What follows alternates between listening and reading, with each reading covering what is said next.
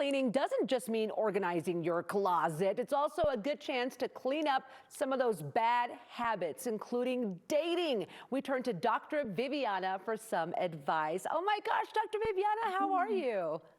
Good to see you, Claudia. I'm excited to be back.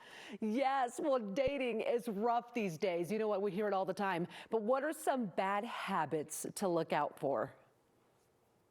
Well, anytime that you are on the apps and you are ignoring red flags, I know for so many people, they think, well, it's just a dating app. They might not have meant what I thought that they meant.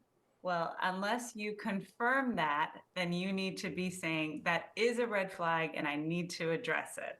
Yes. Now, another trap people can fall into is comparing their current partner to a past relationship. Why is this a bad habit, Dr. Viviana, and how can we stay away from doing that?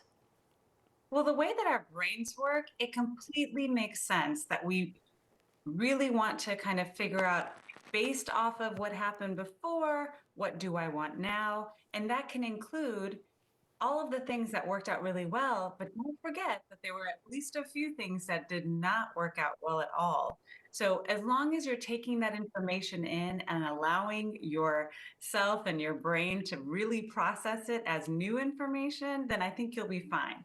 Where a lot of people get into trouble is that they start to compare and they can't let that jadedness part of them let go. So I think it's important to just remember this is new information, it's a new relationship. Okay, got it. And it makes me want to ask you this. I feel like a lot of us judge very quickly based on past experiences that we've had. Should we also stay away from doing that?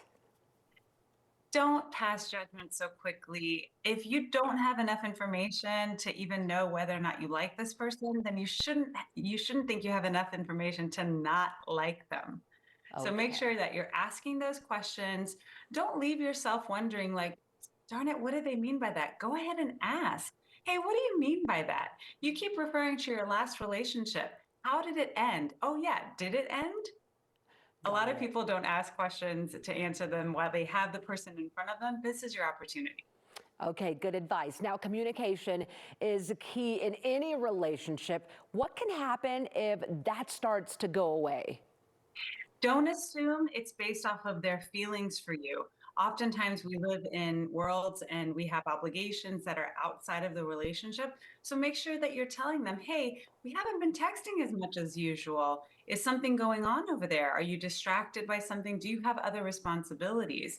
And if it's something that you cannot stand, find out whether it's something that you're just needing constant affirmation or if that's the sort of relationship that you know you want, not need, but know that you want, then you need to like make that very clear and give them the opportunity to step it up or step up. Okay, what are some red flags we should look out for?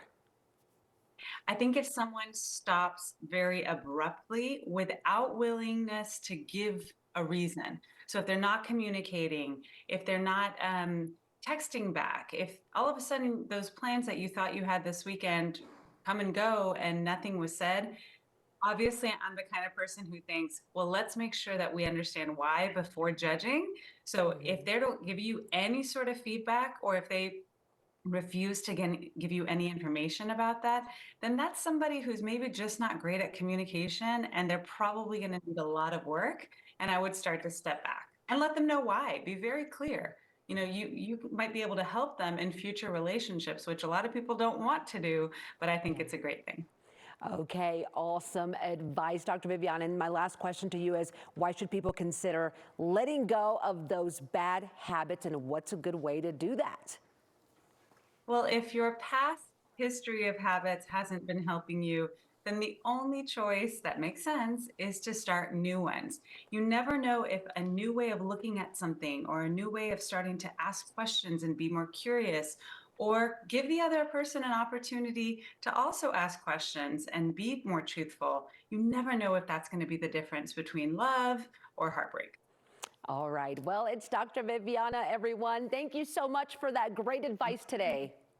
Thank you so much, Claudia. See you soon. Okay, of course. And you can get a copy of Dr. Viviana's book on her website. It's drviviana.com and use the code COCO for 20% off. You can also follow her on Instagram at Dr. Viviana.